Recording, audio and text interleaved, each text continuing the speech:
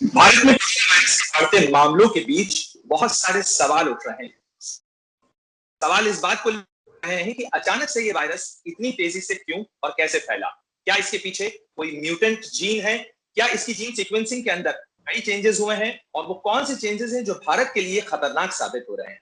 आज हमारे साथ बातचीत करने के लिए सीसीएमबी यानी सेंटर फॉर सेलुलर माइक्रोबायोलॉजी के डायरेक्टर राकेश मिश्रा हैं। सर, आपका एबीपी न्यूज में स्वागत है।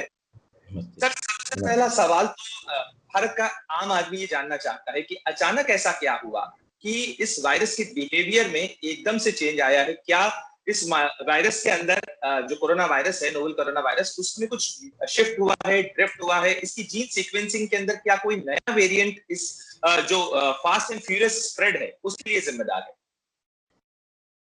देखिए, वायरस फैलने के लिए दो चीज़ों की ज़रूरत होती है। एक तो वायरस खुद रहना चाहिए और दूसरी चीज़ होता है आदमी, जो कि वायरस को एक आदमी से दूसरे आदमी तक पहुंचाता है। अभी हमने ये देखा है कि जैसे आपने कहा, कुछ नए वेरिएंट्स आए हैं भारत में, और नए वेरिएंट्स हमेशा आते रहते हैं। ये एक नॉर्मल बात है कि वायरस अगर रहेगा तो वो म्यूटेट होगा और उसके नए नए वेरिएंट आएंगे, और अक्सर जो है वो वेरिएंट से कोई खास फर्क नहीं पड़ता है। लेकिन ये अभी नया वायरस है तो इसके हम नए नए रूप देख रहे हैं जैसे जैसे टाइम पास हो रहा है। अभी जो वायरस नया रिसेंटली यहाँ पे नया वेरिएंट जो आइडेंटिफाई किया गया है बहुत सारी लोग लैब्स के द्वारा, उसको हम डबल म्यूटेंट बोलते हैं, या 1.617 उसका साइंटिफिक नाम है। उसमें दो ऐसे चेंजेस आए हुए हैं जो वायरस की एक खास प्रोटीन पे हैं, जो उसके सरफेस पे रहती है, जो कि हमारी सेल्स से चिपकती है और उस तरह से वायरस बॉडी के अंदर घुसता है। स्पाइक प्रोटीन उसको बोलते हैं। तो ये जो चेंजेस इसमें हुए हैं, इससे ये हो सकता है कि वायरस और एफिशिएंटली बॉडी में पहुंचे। और एक चेंज में से ऐसा है जिससे ये हो सकता है कि इम्यून सिस्टम को थोड़ा इवेट कर सके, उसको धोखा दे के अंदर जा सके, एंटीबॉडी जो हैं उनसे बच के। लेकिन ये जो हैं ये अजम्पशन है, अभी इनमें इनको इस्टेब्लिश नहीं किया जा सका है। लेकिन सबसे बड़ी चीज़ ये है कि दोनों चीज़ें, जैसे मैंने कहा कि वायरस बॉडी के अंदर जाने पे एफिशिएंटली कोशिकाओं से चिपक के अंदर जा सकता है और एंटीबॉडी को वेट करता है। लेकिन ये दोनों चीज़ें कब होंगी? जब वायरस बॉडी के अंदर पहुंचा पहले। उसको पहुंचाने के लिए हम जिम्मेदार हैं।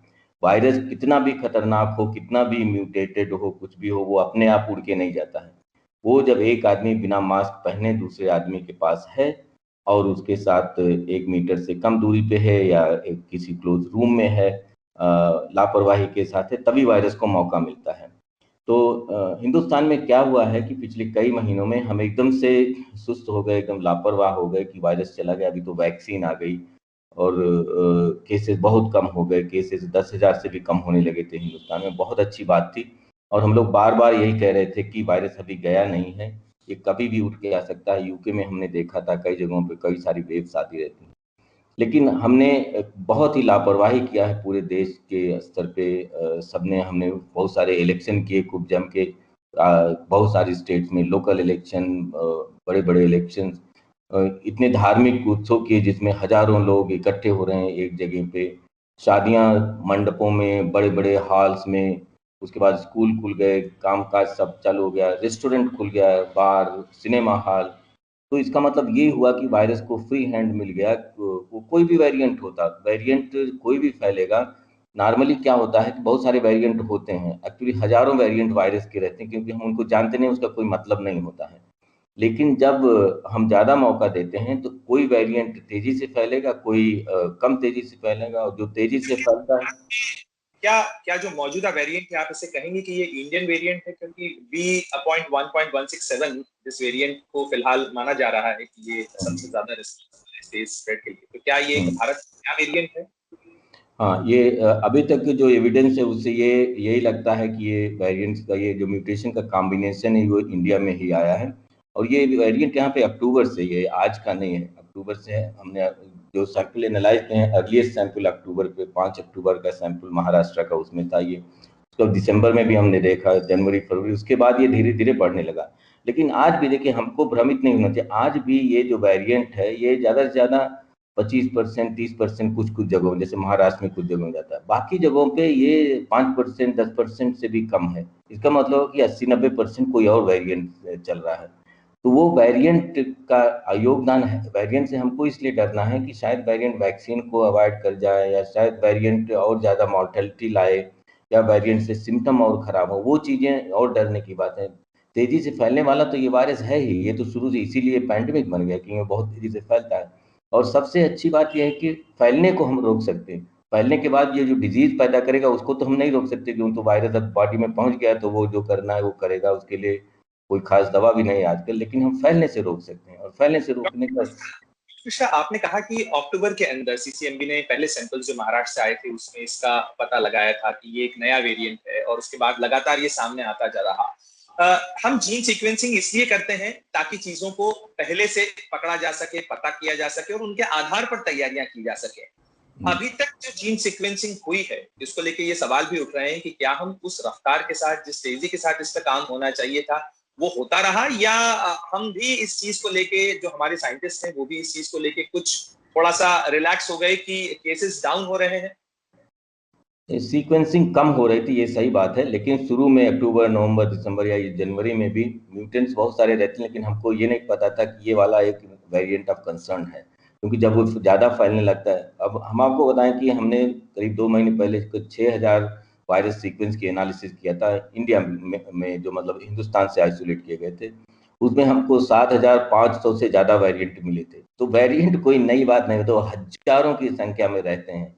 लेकिन कौन सा वेरिएंट धीरे धीरे बढ़ने लगेगा और बाद में एक परेशानी का सबब बन जाएगा, ये चीज़ हमको वक्त के साथ पता चलती है। जब वायरस तेजी से बढ़ने लगता है तो उसको हम वेरिएंट ऑफ कंसर्न बोलने लगते हैं। वही चीज़ हुआ जब सीक्वेंसिंग के लिए जोर तब बढ़ा, क्योंकि सीक्वेंसिंग, पहली चीज़ तो आपको सैंपल चाहिए पूरे देश से। इतने बड़े देश में सैंपल कलेक्ट करना कोऑर्डिनेटेड रूप में, और पता लगाना कि कहाँ पे क्या क्या वेरिएंट हो रहा है, ये जरूरी है, लेकिन बहुत चैलेंजिंग काम है।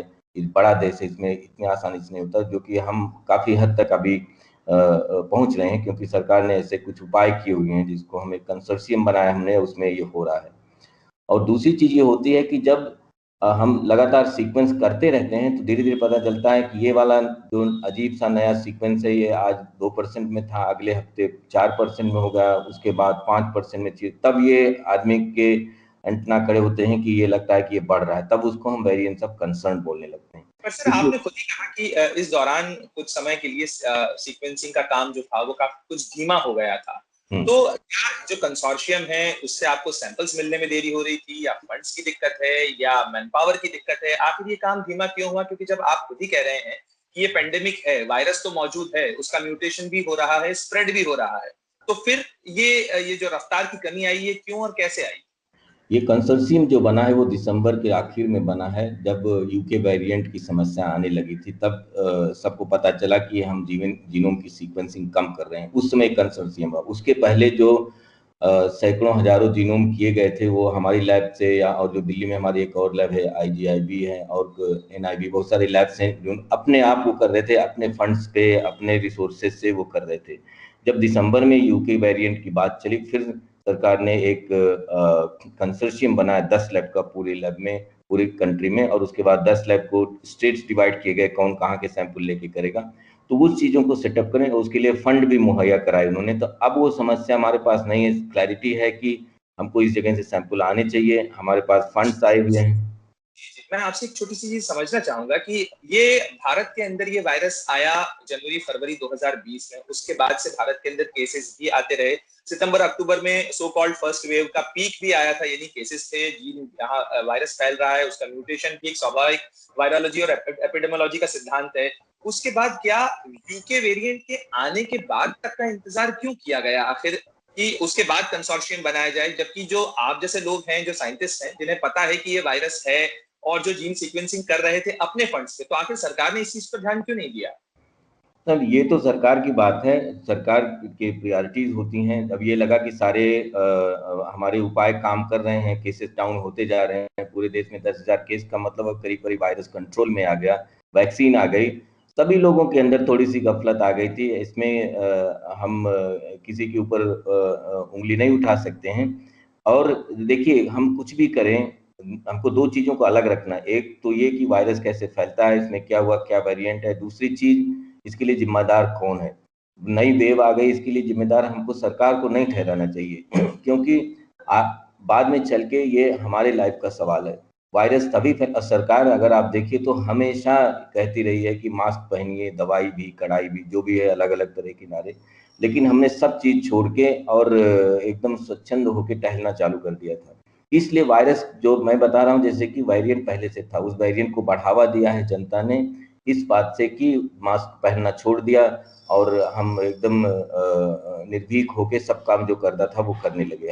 हम ये भूल गए कि हम भी पैंडेमिक से गुजर रहे हैं। वेरिएंट से हमको सिर्फ ये पता चलेगा कि ये वाला वेरिएंट है, उसका नाम है, लेकिन हमको करना क्या है ये सिंपल है। कोई भी वेरिएंट हो, करना वही है, वही 3 चीजें करनी है जिससे कि हम इससे बच सकते हैं। आज भी आपके पास कितनी भी वैक्सीन हो, कुछ भी हो, वैक्सीन कुछ काम नहीं करेगी अगर आप मास्क पहन के और वायरस को अवॉइड नहीं करेंगे।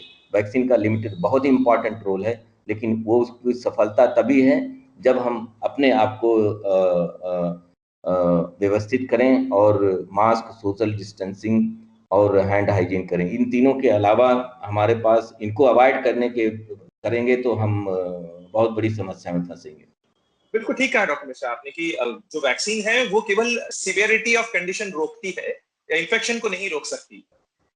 लेकिन अगर हम आज की जीन सीक्वेंसिंग जो आप लोग कर रहे हैं या जो अभी कंसोर्शियम ऑफ 10 लैब्स जो है जो कर रहा है, आपके बीच में कोऑर्डिनेटेड एफर्ट्स भी होंगे, क्योंकि इस समय हाई स्प्रेड है, तो स्वाभाविक रूप से अगर स्प्रेड हाई है तो वायरस का स्प्रेड भी हाई है और वायरस का म्यूटेशन का जो चांसेस हैं वो भी हाई है ऐसे में। तो अब आप इस रणनीति के साथ में जो फर्दर सीक्वेंसिंग है, क्या मॉनिटर कर रहे हैं, क्या नए अलार्मिंग ट्रेंड आपको फिलहाल नजर आए हैं इस अब तक की या लेटेस्ट सीक्वेंसिंग में, या जिन चीजों को आप परस्यू कर रहे हैं उसमें? तो अभी जो हमारे समझ में आया है सीक्वेंसिंग करके कि महाराष्ट्र में जो है केसेस ये डबल वेरिएंट के ज़्यादा हैं, डबल म्यूटेंट के। कहीं कहीं जगहों पे 50% भी केसेस ऐसे हैं, लेकिन कहीं पे 10%, 15%। और लेकिन बाकी स्टेट्स में डबल म्यूटेंट मेजर वेरिएंट नहीं है।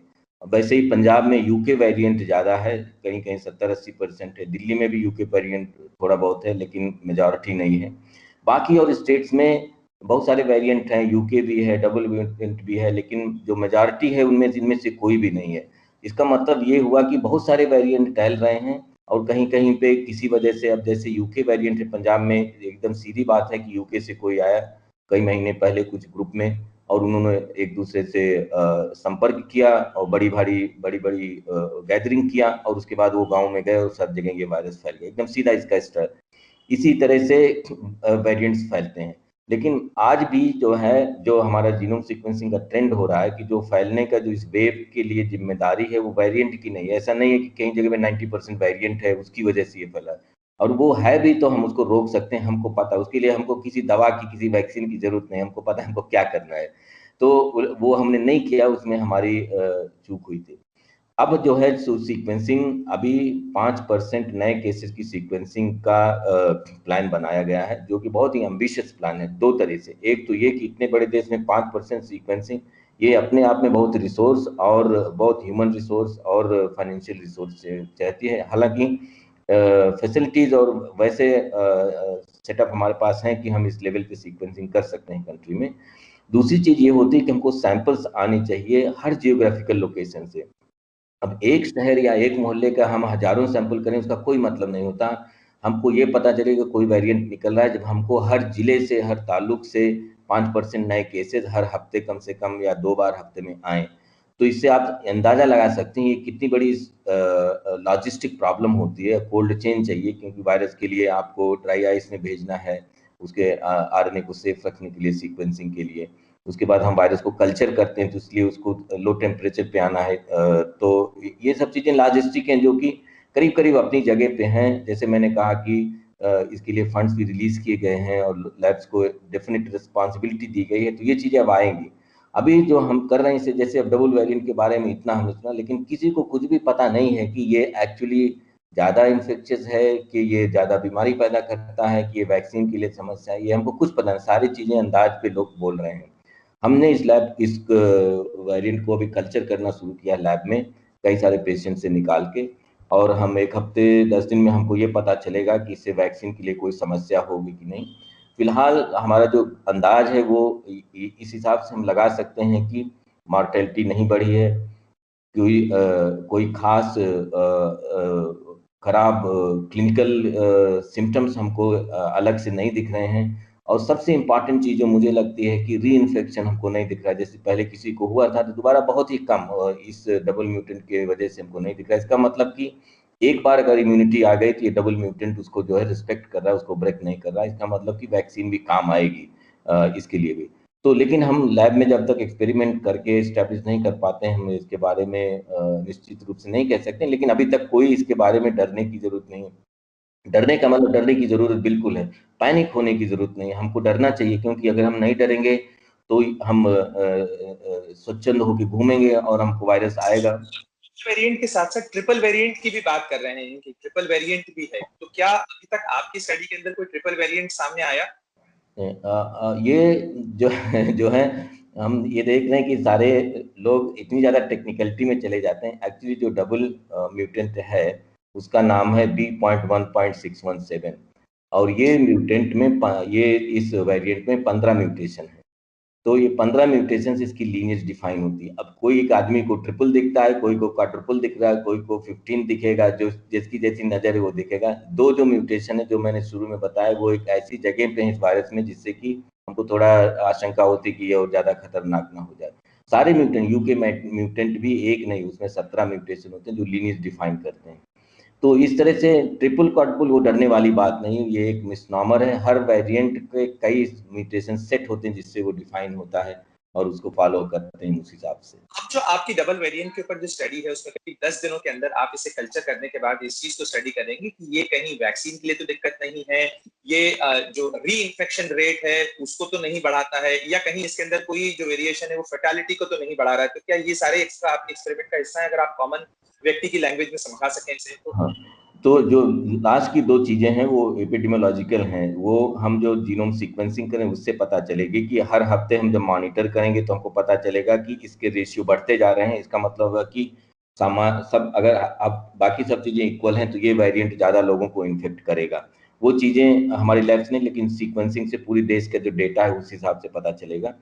मॉर्टेलिटी का पता भी हॉस्पिटल के डेटा से चलेगा कि जो लोग आ रहे हैं वह हॉस्पिटल से हमारे पास सीक्वेंस आते हैं और हम देखेंगे कि अगर वो पूरे देश में मान लीजिए कि आज 10% है ये वेरिएंट, तो जो मॉर्टेलिटी के जो केसेस हैं वो भी 10% इस केस से होने चाहिए, इस वेरिएंट से 90% अलग से होने चाहिए। अगर मॉर्टेलिटी में ये वाला 25% 30% शो करता है, इसका मतलब कि ये मॉर्टेलिटी ज्यादा करता है। तो वो चीजें अभी तक सामने नहीं आई हैं, लेकिन वो ऐसे आएगा। हमारी जो स्टडी जो लैब में स्टडी होती है उसमें हम वायरस को बनाते हैं ज़्यादा मात्रा में और उसको जो सेल्स के अंदर डालते हैं ये उसको इन्फेक्ट करता है। उसको हम फिर जो सीरम लिया गया है, जो वैक्सीनेटेड लोग हैं या जो लोग रिकवर हुए पहले के इन्फेक्शन से, वैसे बहुत सारे सीरम हमारे पास हैं, उसको हम डालते हैं। अगर वो सीरम रोक देंगे इन्फेक्शन, इसका मतलब है कि वैक्सीन काम करेगी उनकी, या पुराना इन्फेक्शन से जो इम्यूनिटी आई है वो काम करेगी। हम ये वाली चीज़ें बताएंगे क्वांटिटेटिव तरह से कि ये ससेप्टेबल है वैक्सीन के लिए या रेजिस्टेंट करता है। अगर रेजिस्टेंट करता है तो किस हद तक रेजिस्टेंट करता है, वो क्वांटिटेटिव चीज हमारे लिए आएगी। लेकिन इसकी मॉर्टेलिटी या इन्फेक्टिविटी ये जो है वो एपिडेमियोलॉजिकल स्टडी से और हॉस्पिटल के डेटा से पता चलेगा। और मेरे ख्याल से 1-2 हफ्ते में ये चीजें काफी हद तक क्लियर हो जाएंगी। लेकिन अभी तक जैसा लगता है, मुझको नहीं लगता है कि ये म्यूटेशन देख के कि हमको बहुत ज्यादा इससे घबराने की जरूरत है। लेकिन हमको अपनी कमर कसनी चाहिए कि ये वाला तो मैं कहूंगा कि किस्मत है कि ये इतना ज्यादा खतरनाक नहीं है अभी तक जो देखने में आ रहा है। लेकिन अगर हम इतनी तादाद में इन्फेक्शन को फैलाते रहेंगे और इतनी तादाद में वायरस को एक दूसरे के अंदर कल्चर करते रहेंगे, ये वायरस कल्चर म्यूटेशन बाहर नहीं बनता हवा में, म्यूटेशन आदमी के शरीर में बनता है। तो इसके मतलब हुआ कि हम वायरस को बढ़ावा दे रहे हैं और आगे चल के एक ऐसा वेरिएंट भी आ सकता है जो कि हमारी वैक्सीन के प्रोग्राम को नुकसान पहुंचाए या हमको और ज्यादा परेशानी में लाए या और तेजी से फैले। तो ये हमारे हाथ में है कि हम इसको अभी से रोकने के या किस्मत के सहारे बैठे रहें। तो ये चीज बहुत आसान, बहुत क्लियरली सबको समझ लेनी चाहिए कि इस पैंडेमिक में बहुत बड़ा योगदान है आम जनता का। हम जब तक योगदान नहीं करेंगे तब तक हम कुछ नहीं कर पाएंगे, क्योंकि इसके लिए ड्रग अभी नहीं है। अगर ड्रग होता तो अलग बात है, ठीक है आपको इन्फेक्शन जाके एक टैबलेट लेके आप सो जाइए, ऐसा कुछ नहीं है। जो रेमडेसिविर इन सब की बात करते हैं, वो उनका कोई खास इफेक्ट नहीं है। वो सिर्फ कुछ नहीं है तो उसके लिए ही लोग परेशान हैं, लेकिन उससे बहुत बड़ा फर्क नहीं पड़ रहा है।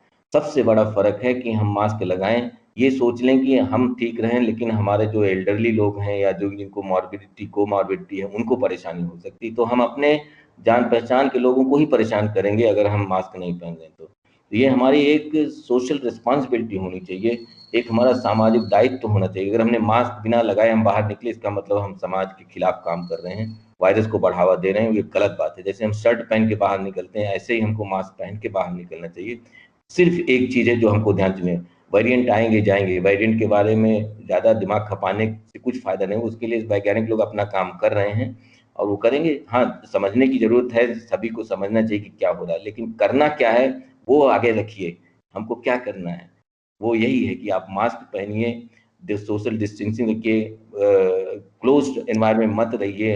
मैरिज पार्टी हॉल में करने का मतलब हुआ कि आपने वायरस को भी न्योता दिया और सबको डिस्ट्रीब्यूट कर दिया उस पार्टी में। आपको ये समझ के चलिए कि हम पार्टी नहीं कर रहे हैं, हम वायरस फैला रहे हैं। अगले कुछ महीनों तक हमको इस तरह से सावधानी रखनी पड़ेगी, नहीं तो हम ज़्यादा मुसीबत में पड़ सकते हैं। नए वेरिएंट भी आ सकते हैं इसके अलावा भी। हमसे बातचीत करने के लिए, सारी जानकारी साझा करने के लिए आपका बहुत बहुत शुक्रिया डॉक्टर मिश्रा। और आपने बहुत महत्वपूर्ण बात कही। हर व्यक्ति यही कर सकता है कि वो अपने आप को इस वायरस का म्यूटेशन कल्चर मीडियम बनने से रोके, और ये अब हमें अपने कल्चर में यानी अपनी सभ्यता का हिस्सा बनाना होगा कि हम इस वायरस के स्प्रेड को रोक सकें। एकदम बहुत बहुत सही कहा, धन्यवाद।